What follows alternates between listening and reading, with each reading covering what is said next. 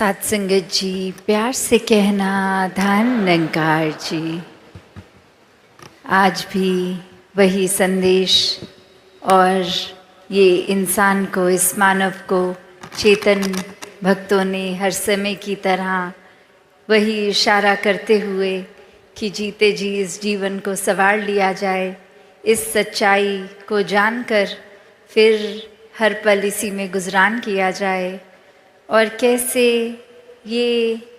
कुछ भी एक, अगर हमारी उस समय में जो भी हम कर रहे हो उस पल में, तो वही बात जैसे लिविंग इन द मोमेंट की बात होती है, तो ये भक्ति भी फिर किसी समय भी जो भी कर रहे हैं वो ही अगर चीज़ में हम ये ध्यान डालते हैं इस निरंकार के एहसास द्वारा, तो वो कार्य भी भक्ति बन जाता है। कैसे एक जो आज भी प्रेरणा में सुना कि ये पहले विषय इस परमात्मा को जानने का है, और जब ये ब्रह्म ज्ञान द्वारा जान लेते हैं, ये विश्वास आ जाता है और ये मान लेते हैं, तो ये एक ही सच, एक ही परमात्मा जिसको देख भी लिया और इसमें यकीन भी हो गया, ये एक भाव और उसके बाद फिर स्वाभाविक ही हो जाता है एक हो जाना। ये एकमिक अवस्था इस परमात्मा के साथ, इस परमात्मा की बनाई हर चीज़ के साथ। तो कैसे एक कहानी भी दासी के ध्यान में आ रही है, जहाँ एक इंसान होता है, वो बहुत ही श्रद्धा से किसी गुरु के पास जाते हैं और वहाँ वो ये बात कहते हैं कि एक बहुत समय से आ तो रहे हैं, आपके प्रवचन भी श्रवण कर रहे हैं, पर ये जीवन नहीं बदल पा रहे। एक जो आप बात करते हैं मध्य मार्ग की कि ये बैलेंस्ड लाइफ हो, वो हो नहीं पा रहा, क्योंकि जब हर दिन के किसी भी कार्य को करते हैं तो ध्यान उसमें चला जाता है, तो ये परमात्मा की सोच ही नहीं आती इस दिल को, इस दिमाग को। और जब परमात्मा के प्रति एक ध्यान लगा लेते हैं तो इस संसार की चीज़ों से ही अपना एक नाता तोड़ने का दिल करता है। फिर दिल करता है कि बस एकांत में ही रहें, कोई हमसे बात ना करे, हम किसी से बात ना कहें, एक अपने सारे कर्तव्यों को भी भूल जाएं, बस यही करते रहें। तो आप तो समझाते हैं कि कैसे ये बैलेंस रखना है कि दुनिया में जीना भी है, समाज परिवार की सेवा भी करनी है, और हर पल में परमात्मा को भी याद रखना है, और ये उपलब्धियों को भी प्राप्त करना है, मेहनत करनी है। और अब इस उपलब्धियों से इतनी सारी चीज़ें घर में खरीद के रखनी है, तो नज़र जहाँ जाती है एक नई डिस्ट्रैक्शन बन जाती है। तो ये अब एक मिक होना है, ये बैलेंस बनाना है, ये तो सीख लिया, पर इस पे अब एक प्रैक्टिकली जिया नहीं जा रहा। और वहीं वो समझाते हैं गुरु कि आपके घर के आसपास आपसे सबसे नज़दीक क्या दुकान है, कौन सी दुकान है, तो वो सब बताते हैं कि एक सब्ज़ी वाले हैं, वो बस बहुत अलग अलग सब्जियां रखते हैं, और अपने तराजू में वो जो भी ग्राहक आता है बताता है कितने किलो को कितनी सब्जी चाहिए, उसको तोल कर दे देते हैं। और फिर वो गुरु कहते हैं ठीक है, अब जाइए उनको ध्यान से ऑब्ज़र्व कीजिए, ये कण कण में शिक्षा है, तो यहाँ से भी आपको शिक्षा मिलेगी, आप उनके पास जाइए। और अब वो इंसान अपने पड़ोस की ही दुकान पे पूरा दिन बैठता है, देखता है कि हो तो वही रहा है जो मुझे पहले से ही पता था, कि ग्राहक आया अपना सामान ले गया और ये दुकानदार ऐसे ही तोल कर दे रहा है। और जब वो दुकान का समय हो गया और वो रात्रि घर आने का उस दुकानदार का, वहाँ पे रुक के वो एक बात पूछने की कोशिश कि मेरे गुरु ने कहा है, ये शिक्षा मुझे आपसे मिलेगी कि मैं कैसे बैलेंस लाइफस्टाइल में रहूं। तो ये आपकी क्रिया, इससे आप कैसे कर रहे हैं इसके बारे में कुछ रोशनी डालें। ये देखने में तो बहुत सिंपल काम है। तो वो इंसान समझाता है, वो दुकानदार समझाता है अब कि ये कार्य तो बस यही है कि जितने किलो का एक वज़न मैंने एक तराजू में डाला, उतने किलो की ही वो सब्ज़ी उसी दूसरे तराजू की दूसरी ओर ही रख दी। तो उससे ये बैलेंस बन जाता है, तो पता चल जाता है। और इसी से मुझे पता है कि अगर मैं 2 किलो सब्ज़ी बेच रहा हूँ तो वो अंदाज़े से नहीं है, तो मैं किसी ग्राहक को एक चीट करके उससे 4 किलो सब्ज़ी का पैसा नहीं ले पाता। वो एक बहुत ही संतुलन बना रहता है, बहुत ट्रांसपेरेंट काम होता है। ग्राहक भी देखता है ये एक ईमानदारी से ही पैसे कमा रहा हूँ। और अब ये बात, और जो हो सकता है उस इंसान को सबकॉन्शियसली तो पता भी थी, पर ये गुरु ने भेजा था तो इतनी बारीकियों से अब समझ आया। और फिर वहीं उपस्थित होके वो अपनी बात यही रखते हैं कि अब ये प्रैक्टिकल लाइफ में ये तो देख लिया कि कैसे एक वो गुण भी अंदर आ गया कि ये धोखाधड़ी ये नहीं करनी है, और साथ ही ये बैलेंस की भी वो बात दुकानदार कर गया। तो यहाँ ये तो पता चल गया कि ये बैलेंस तो ज़रूरी है, और अब बस ये इम्प्लीमेंट कैसे करूँ।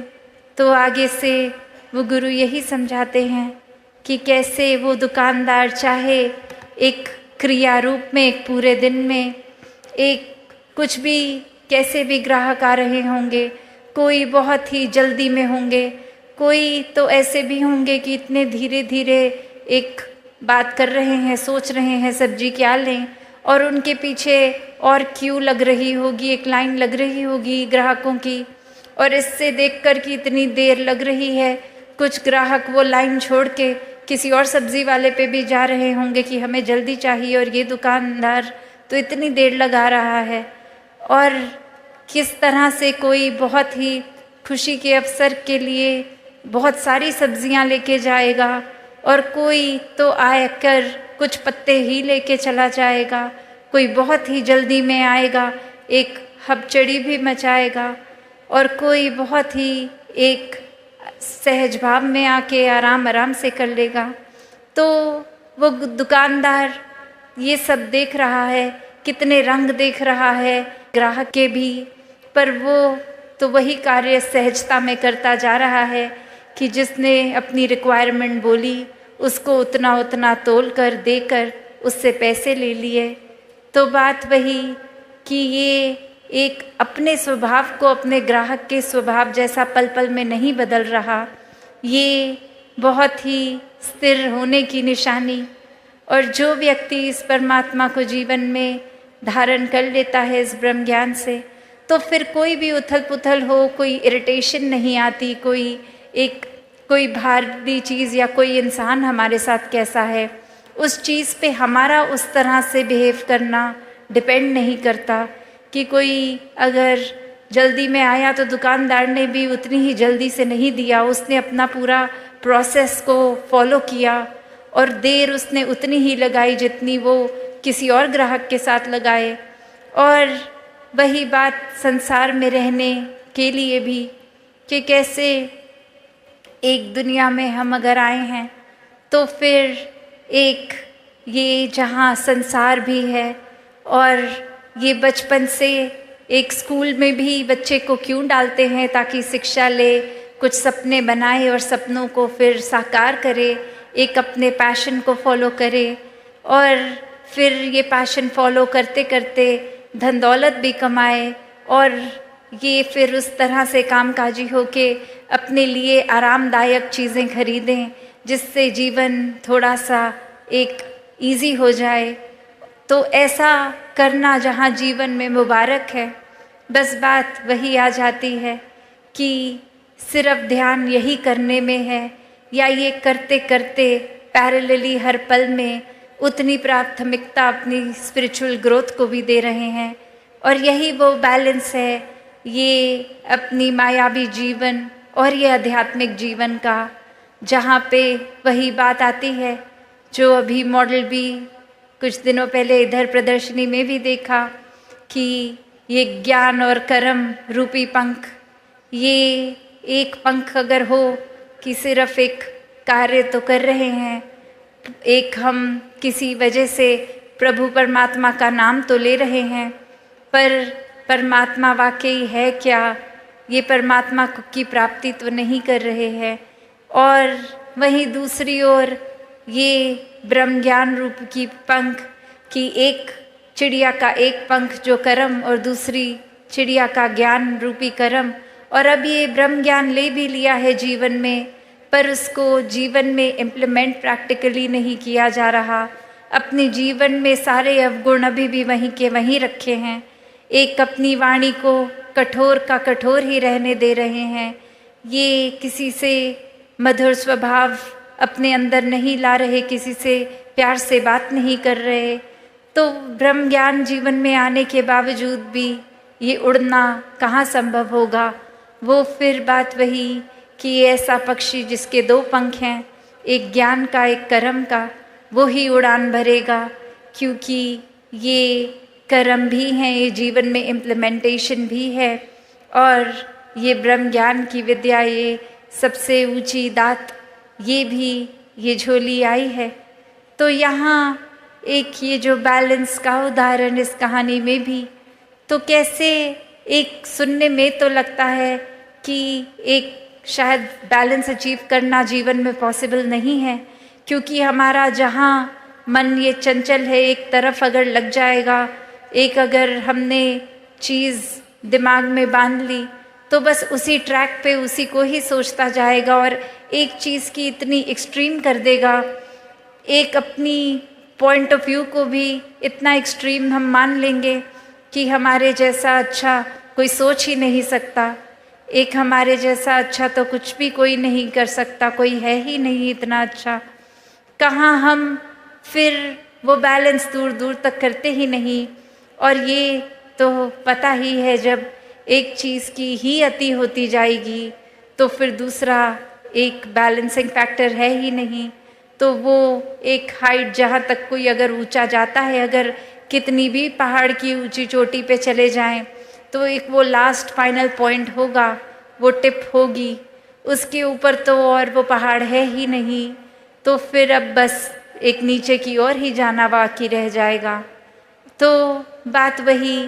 कि ये सेवा, सुमिरन, सत्संग, इस परमात्मा से जोड़कर ये बैलेंस बना कर रखने की बात। और वहीं ये भी एक समझाया गया, आज चाहे सुबह वो सेवा दल रैली के रूप की एक स्किट द्वारा ही एग्जाम्पल उन्होंने सेवा का ही लिया कि कैसे हम अगर सिर्फ सेवा की ही एक्सट्रीम करते जा रहे हैं कि एक सत्संग को प्रायोरिटी नहीं, एक बस ये सोच रहे हैं कि आज हमारी ड्यूटी है तो हम पहुंच जाएंगे सेवा पे, क्योंकि वो एक हमें काम दिया गया है तो वो कार्य निभाना है, और मन की खुराक के लिए ये सत्संग को भी प्रायोरिटी नहीं, तो वो सेवा भी बस कार्य ही बन जाएगी, क्योंकि वो भाव तो सत्संग से मिलते हैं। और ये मन में भी अगर सिमरन का घाटा है तो ये सेवा और सत्संग भी फिर वो एक हमारी ग्रोथ के लिए इनकम्प्लीट है।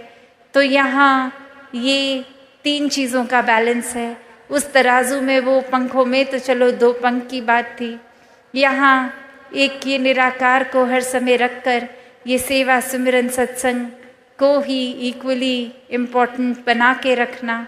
ऐसा बैलेंस करना। और जो ये कर लेते हैं उनके लिए फिर ये जीवन भी बहुत सहज हो जाता है, फिर कुछ एक्स्ट्रा एफर्ट नहीं लगता। हर दिन चाहे आज लगे कि ये सुबह से निकले इतने थके और आज तो घर पे कोई गेस्ट भी आने हैं, उनको भी एक अटेंड करना है, और फिर हमें किसी के घर डिनर पे उनके गेस्ट बन के जाना है, तो फिर ये पूरी दिन की एक्टिविटी इतनी ज़्यादा, तो इसमें थोड़ा सा मैनेज करना, एक भागा दौड़ी लगानी, ये कैसे समय पे सब कुछ होगा, ऑर्गेनाइज करना, ऐसे थॉट्स भी इतने सहज हो जाते हैं कि जब कोई आया घर पे, उसको गेस्ट ही ना माने, परिवार का ही हिस्सा माने और वो प्यार का भाव हो जाएगा, तो कुछ वो शो ऑफ करने की बात तो रही ही नहीं कि इनके आगे कुछ फ्लॉन्ट करना है। उनको वैसे ही प्यार से बिठा के खाना परोसना है और उसी प्यार से वो खाना भी बनाया जाएगा कि ये किसी को इम्प्रेस करने के लिए नहीं है, बस ये जो आ रहे हैं उनसे इतना प्यार है क्योंकि वो प्रभु के ही बनाए गए हैं। और अब जब वो बात आ जाती है तो वही प्यार से खाना बनाया गया, खिलाया गया और फिर आगे किसी और के भी घर जा रहे होंगे तो वही प्यार लेकर जाएंगे कि आप कोई बात नहीं, आप बैठिए, आपका चाहे घर है पर हम मेहमान होकर भी आप बताइए क्या लाना है, हम खुद लेके आएंगे किचन से। तो ऐसे भाव भी संतों के हो जाते हैं कि आप सारा ये थकावट अपने हिस्से लाने कि हम चाहे आपके घर मेहमान बन के आए हैं पर हम हैं तो सेवादार ही, तो जो भी है ये मिलजुल के निभा लेते हैं। तो बात वही कि कैसे इस जीवन में फिर अपने ऊपर ही है कि एक बेकार में ही हर छोटी से छोटी चीज़ का भी स्ट्रेस बना के रखना है, या इस परमात्मा में इतने एक में खो जाएं कि कौन सी चीज़ हो के निकल भी गई वो कुछ लगी ही नहीं बड़ी, एक बहुत ही हवा के झोंके की तरह आई और गई। और कैसे फिर ये बैलेंस भी बना रहता है कि वो काम भी सारे हो गए, वो प्यार में भक्ति में रहता हुआ मन एक अपने दोस्तों के साथ दोस्ती, समाज के प्रति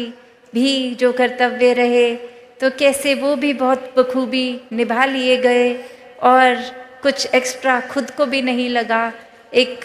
जैसे एक कोई पूरे दिन अगर कुछ नहीं भी होता करने में तो भी दिल वही महसूस कर रहा था, या फिर कोई दिन जो पूरी तरह से जैम पैक्ड है कि फुर्सत ही नहीं सांस लेने की, उसमें भी ये दिल दिमाग उतने ही रिलैक्स्ड।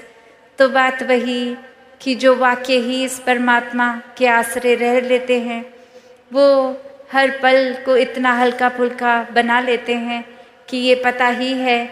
कि कैसे ये परमात्मा जो कर रहा है इसी के ही